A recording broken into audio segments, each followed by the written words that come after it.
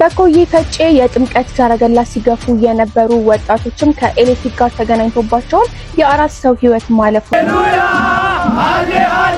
ምን ነው የዘንድሮ ጥምቀት ቀዘቀዘ ምን ነው የዘንድሮ ጥምቀት ደበዘዘ ለሚለው ወዳጃችሁ አድርሱለት። ይህ አቃቂ ቃሊቲ ክፍለ ከተማ የሚከበረው የጥምቀት ክብረ በዓል ነው።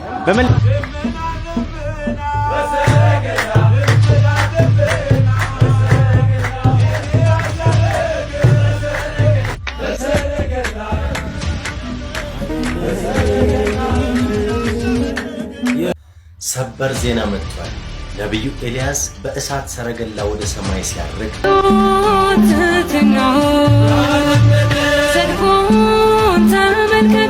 ኤልያስ በሰረገላ በሰማይ ደመና ኤልያስ በሰረገላ በሰማይ ደመና ደመና ደመና ደመና ጥምቀት ማለት ሰማይ ደጅ የምንገባበት የነጻነት ደብዳቤያችን ዋስ። ዛሬ እንግዲህ ከተራ ነው። ከተራ ማለት ግን ምን ማለት ነው? ታቦት ሄዶ የሚያድርበት ምክንያት ክርስቶስ ሌሊት ከገሊላ ተነስቶ ወደ ዮርዳኖስ ስለሄደ። ሰላም ጤና ይስጥልኝ። ውድና የተከበራችሁ የንቁሃን ሚዲያ ቤተሰቦች እንደምን አላችሁ? እንደምስቆያችሁ እኔ አለሁ እግዚአብሔር ይመስገን። በያላችሁበት ሰላም ክርስቶስ ይብዛላችሁ። የተወደዳችሁ ውድ ቤተሰቦቻችን በድጋሚ እጅግ አስገራሚ በሆነ በከተራ በዓል ቪዲዮ ተመልሼ መጥቻለሁ። በዛሬው ዕለት እንግዲህ በዚህ ሰዓት በመላው የኢትዮጵያ ክፍል በአራቱም ማዕዘን ኢትዮጵያ የከተራ በዓል እየተከበረ ይገኛል። ምንም ቢሆን ሀዘን ቢገጥመንም ሀዘናችን ከጥምቀት አይበልጥምና በዛሬው ዕለት እንግዲህ የተወዳጁ አርቲስት ነጻነት ስርዓተ ቀብር ሁላችሁም በየቴሌቪዥን መስኮት በስልኮቻችሁ ስላያችሁ ሀዘን ላይ ከመሆናችን የተነሳ እንግዲህ የከተራው በዓል ሌላ መልክ እንዲይዝ አድርጎታል ብዬ አስባለሁና ሆኖም ግን ሁላችንም ሰዓታችንን ጠብቀን ማለፋችን አይቀርምና ከሀዘኑ ጋር እጅግ አስፈላጊ የሆነውን ሰማያዊ ምስጋናችንን ሰማያዊ ምግብ ስለሆነ ምስጋናው ይቀጥላልና እንኳን ለከተራ በዓል በሰላም አደረሰን ማለት ወዳለው ኦርቶዶክሳውያን ከስንቱ መከራ ችግር ደስታ አሰልፎ ለዚህ ያደረሰን እግዚአብሔር ይመስገን ማለት ወዳለው። በዛሬ ቪዲዮ የከተራ በዓል አከባበር ከሁሉም ደብሮች ከአራቱም ማዕዘን ኢትዮጵያ ያዩዋቸውን የከተራ በዓል አከባበር እናያለን። እጅግ አስገራሚ ትዕይንት ቪዲዮዎች አሉ። 6 ወር የፈጀውን ትዕይንት አሳያችኋለሁ። መላ ኦርቶዶክሳውያን ያኮራ እንግዲህ የጎፋ ገብርኤል ስራ እናያለን። እንዲሁም ደግሞ በጎንደር በተጨማሪ ከተራ ምን ማለት ነው የሚለው እናያለን። እንዲሁም ደግሞ ችግር ተፈጥሯል የሚል መረጃ እየወጣ ይገኛል። በኮዬ ፈጬ ይህንን መረጃ አስደምጣችኋለሁ። በቅድሚያ ከዚህኛው ቪዲዮ እንጀምር። ሁላችሁም ላይክ እያደረጋችሁ መረጃውን ለመላው ኦርቶዶክሳውያን አድርሱልኝ።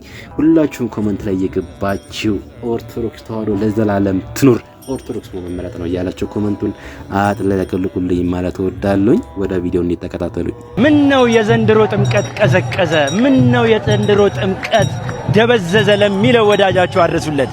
ይህ አቃቂ ቃሊቲ ክፍለ ከተማ የሚከበረው የጥምቀት ክብረ በዓል ነው። በመላው ዓለም የምትገኙ ኦርቶዶክሳውያን እንኳን አደረሳችሁ። ይህንን ቪዲዮ አብዝታችሁ ኮፒ ሊንክና ሼር አድርጉልኝ። ይለያል ነው መናግራችሁ። 21 ደብራት ይገናኛሉ። እጅግ የሚገርም ክብረ በዓል በዚህ በአቃቂ ክፍለ ከተማ ወረዳ ቤተ ክህነት እየተከበረ ይገኛል። እንኳን ለጌታችንና ለመድኃኒታችን ለኢየሱስ ክርስቶስ የጥምቀት በዓል በሰላም በጤና አደረሳችሁ።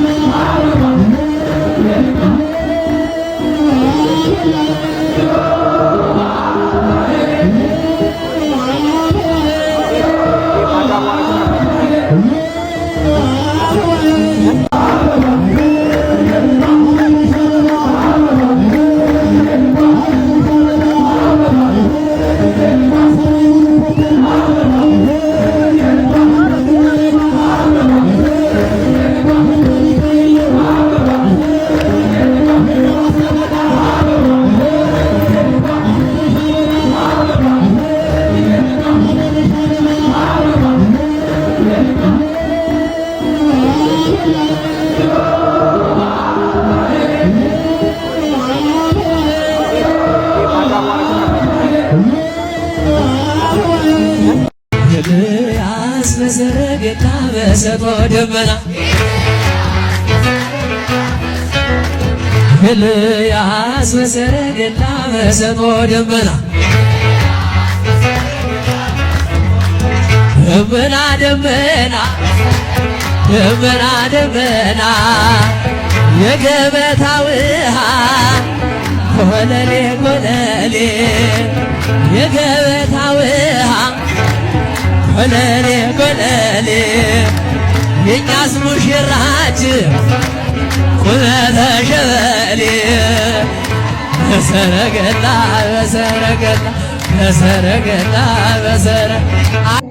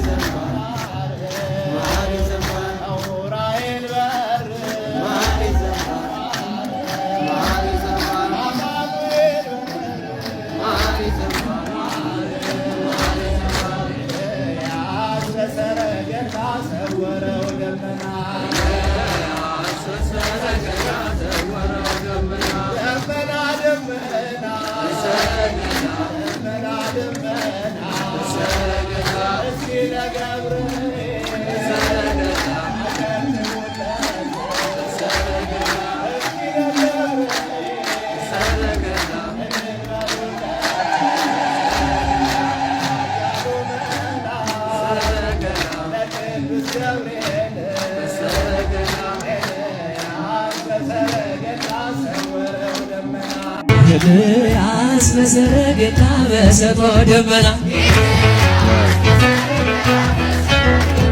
ኤልያስ በሰረገላ በሰጥሞ ደመና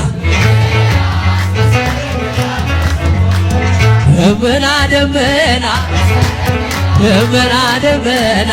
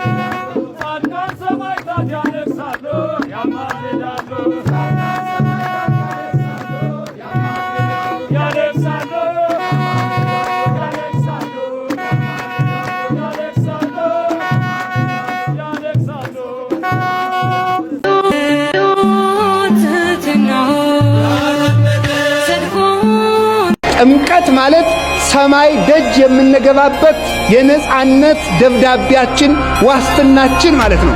የሰማይ ደጅ የተከፈተው በጥምቀት ነው። የክርስቶስ ደጅ የተዘጋ ደጅ ከፍቶልናል። ከተከፈተው በር ለመግባት ያብቃን። ኦርቶዶክሳውያን እንዳያችሁት ኦርቶዶክስ መሆን መመረጥ ነው። ኦርቶዶክስ ተዋህዶ ለዘላለም ትኑር። ኦርቶዶክስ ሀገር ናት የምንለው እኛ ኦርቶዶክሳውያን በምክንያት ነው። እውነት ለመናገር ምን ብዬ ራሱ እንደሚገልጸው ቃላት የለኝም። በዚህ ቦታ የተገኛችሁ ሁላችሁም ኦርቶዶክሳውያን በረከቱን ወደ ቤታችሁ ይግባ ማለት ወዳለሁ። ይህን ላደረገ ለዚህ ያደረሰን ክብሩ ይስፋ ለመድኃኔዓለም እግዚአብሔር ይመስገን። እግዚአብሔር ይመስገን። እውነት ለመናገር ምን ብዬ ራሱ እንደሚገልጸው ቃላት አጥሮኛል። እጅግ ደስተኛ ነኝ በዛሬው ዕለት። እንግዲህ አሁን ማሳያችሁ ኮየ ፈቼ ላይ አንድ ችግር ተፈጥሯል እየተባለ አንድ መረጃ ፖስት ተደርጓል። እውነት ለመናገር መረጃው ከአንድ ግለሰብ እስከሰማው ድረስ በኮየ ፈቼ የጥምቀት ሰረገላ ሲገፉ የነበሩ ወጣቶችም ከኤሌክትሪክ ጋር ተገናኝቶባቸው የአራት ሰው ህይወት ማለፉንም ተነግሯል። እንግዲህ ታችን የመረጃ ፖስት አድርጋለች። ዛሬ ነው ፖስት የተደረገው ማምሻውንና ምናልባት የመረጃ የሚያጠናክር ካለ ተመልሼ ይዤላችሁ መጣ ይሆናል። ምናልባት በኮየ ፈቼ ያላችሁ ምእመናን ይህ ቪዲዮ የምታዩ እውነት ከሆነ ሁላችሁም ኮሜንት ላይ ጻፉልኝ። እንግዲህ እውነት ከሆነ በጣም የሚያሳዝን ነገር ነው እየሰማን ያለ ነው።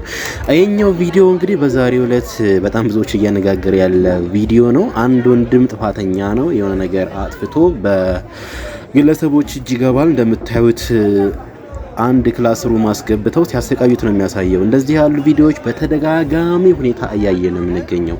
አንድ ግለሰብ ጥፋት ካጠፋ ቪዲዮ የቀረጹ መደብደብ፣ መግረፍ ወይስ ለህግ አካላት ይዞ ጥፋቱን ወንጀል ካለበት በወንጀሉ መሰረት መቀጣት እያለበት ለምን እንደዚህ ያለ ስነ ስርዓት የሚደረገው? እውነት በጣም እጅግ የሚያሳዝነው እያየን ያለ ነው። ለማንኛውም አሁን ከተም ወስዳችሁ ከተራ ምን ማለት ነው የሚለውን ከመምራችን ሰምተን ዛሬ እንግዲህ ከተራ ነው።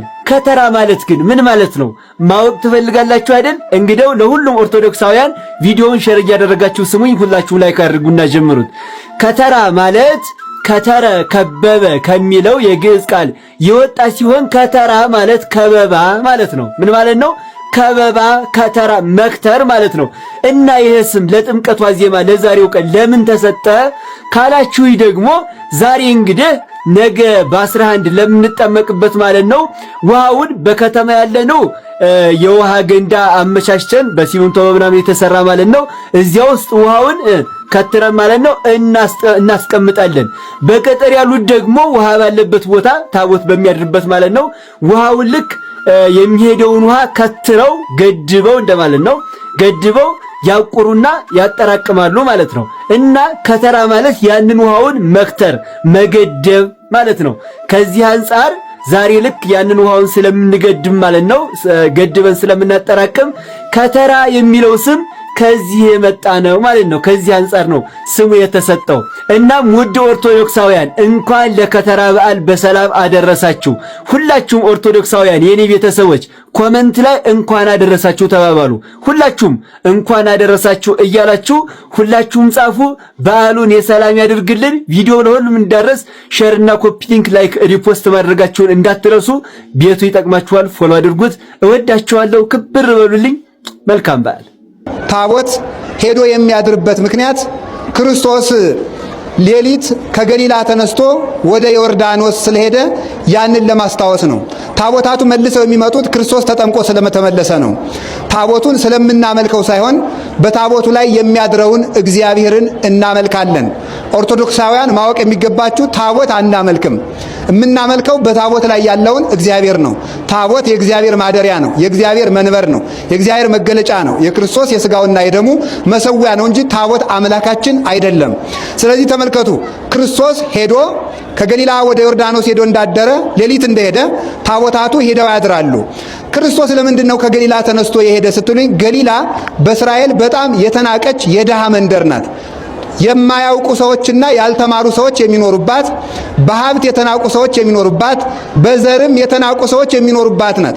ክርስቶስ ከገሊላ ወደ ዮርዳኖስ መሄዱ ከንቀታችሁ ነፃ ላወጣችሁ መጥቻለሁ ብሎ ነው። ንቀታችን የተወገደበት፣ ሁላችን አጋንንት ንቀውን በእግራቸው ጠቅጥቀውን በእሳት ጥለውን እንኖር ነበርና ዛሬ የሁላችንንም ንቀት የተወገደበትና ክብራችን የተመለሰበት ቀን ነው። ስለዚህ መድኃኔዓለም ኢየሱስ ክርስቶስ ከድሆች መንደር ተነስቶ የሄደው ከድህነታችሁ ላወጣችሁ መጥቻለሁ ብሎ ነው። ከደንቆሮች መንደር ተነስቶ የሄደው ከድንቁርና አውጥቼ ጥበብ ልሰጣችሁ መጥቻለሁ ማለቱ ነው። በዘር ካልከበሩት ሰዎች ተነስቶ መሄዱ ሁላችሁንም ከሰማይ ዘር ልወልዳችሁ ከማይጠፋ ዘር ልወልዳችሁ መጥቻለሁ ማለቱ ነው። ከዚያ በኋላ በዮርዳኖስ ሄዶ ተጠመቀ። ዮርዳኖስ አንዱ ከአርሞኔም ተራራ የሚነሳ ምንጭ አለው፣ አንዱ ሶሪያ ድንበር አካባቢ ዳን ከምትባል ከተማ የሚነሳ ምንጭ አለው። ክርስቶስ ሁለቱ ምንጮች ከሚገኙበት ቦታ ላይ ቆሞ ተጠምቋል። ይህን ያደረገበት ምክንያት መለያየትን ላጠፋ መጥቻለሁ ማለቱ ነው። የአንድነት አምላክ ነኝ መለያየትን ላጠፋ መጥቻለሁ ማለቱ ነበርና ከመለያየው ሳይሆን ሁለቱ ምንጮች ከሚገናኙበት ወንዝ ላይ የተጠመቀው ክርስቶስ የሁላችንንም መለያየት በኃይለ መስቀሉ ያጥፋልን። ሰላማዊ ኢየሱስ ክርስቶስ ለሁላችንም ሰላሙን ይስጠን። የርስት ጊዜ ደረሰላችሁ ማለቱ ነው። አብርሃም ጠላቶቹን ያሸነፈ ዮርዳኖስን ተሻግሮ ነው። ተጠምቃችሁ ጠላቶቻችሁን የምታሸንፉበት ጊዜ ደረሰ፣ የድል ዘመን ደረሰላችሁ ማለቱ ነው። አጋንንትን ድል የምናደርግበት ጊዜ የድል ዘመን ያምጣልን። ወገኖችኛ ድል የምንነሳው መጀመሪያ ጠላት ነው። አንድ ነገር ልንገራችሁ፣ ሰይጣን ቢሸነፍ ኑሮ ሰውን ማሸነፍ ቀላል ነው። ሰይጣንን ማሸነፍ ስላቃተን ነው ሰዎች የሚገሉን፣ ሰዎች የሚያርዱን። በሰዎች ላይ የሚገርማችሁ ኤልያስ የሚባለው ነቢይ ከተሰደደበት ተመልሶ አክዓብን ሲገናኘው ንጉሱ ኤልያስን ሊገል ብዙ ጊዜ ፈልጎ ነበረ። ኋላ ኤልያስን ሲያገኘው የንጉሱ ቁጣ በረደ። ለምን ምትሉኝ? ሊገለው ይፈልገው ነበረ። በኤልያስ ላይ ያደረው መንፈስ በንጉሱ ላይ ያደረውን ጋኔን አርቆት ነው ይላሉ ሊቃውንት። ዛሬም በጥምቀት በእኛ ላይ ያደረው መንፈስ ሊገሉን የሚመጡትን ሰዎች የሚያነሳሳቸውን ጋኔን ያርቅልን። ስለዚህ የማሸነፍ ጊዜ ነው። ሁላችሁም ማሸነፍ አለባችሁ። ማንን ነው የምታሸንፉት? ራሳችሁን አሸንፉት። ስግብግብነት፣ ስስት፣ ዝሙት እንዲህ ያለው ነገር መሸነፍ አለበት። ራሱን የሚገዛ ሰው ሀገር ከሚገዛ ሰው ይበልጣል። ራሳችን ለመግዛት ያብቃል። የማሸነፍ ጊዜ መጣ። አጋንንትን እናሸንፈዋለን። በምን? መስቀል። የተመታና የተማረከን ወታደር ማሸነፍ ቀላል ነው። ሰይጣንን ክርስቶስ ማርኮታልና ሰይጣንን ማሸነፍ እንግዲህ ቀላል ነው። ሰይጣንን መውጋት፣ ሰይጣንን መቀጥቀጥ እንግዲህ ቀላል ነው። ድል ነስቶ ድል መንሳትን ሰጥቶናልና በኃይለ መስቀሉ አጋንንትን እንድንቀጠቅጣቸው ስልጣን ሰጥቶናልና እዚያ ላይ የተጠመቀበት ምክንያት መድኃኔዓለም በዚህ የተነሳ ነው። ዮርዳኖስ ኢዮብ የሚባል ነቢይ በዮርዳኖስ ወንዝ ሲታጠብ ቁስሉ ረገፈለት። የእናንተንም የኃጢአት ቁስላችሁን ላረግፍላችሁ መጥቻለሁ ብሎ በዮርዳኖስ ተጠመቀ። የሁላችንም የህሊናችንም የስጋችንንም የደዌያችንም ቁስል ሁሉ መድኃኔዓለም ያርግፍልን። ሰበር ዜና መጥቷል። ነቢዩ ኤልያስ በእሳት ሰረገላ ወደ ሰማይ ሲያርግ በዓይናችን ብሌን የተመለከትነው እስኪመስለን ድረስ እንዲህ ድንቅ አድርገው የሰሩ እጆች ምንኛ የተባረኩ ናቸው። የጥምቀት በዓልን ምክንያት በማድረግ በጎፋ አካባቢ የሚኖሩ ወጣቶች ነቢዩ ኤልያስ በእሳት ሰረገላ ሲያርግ እንዲህ ድንቅ አድርገው ሰርተውታል። እጃችሁ ይባረክ በሉልን።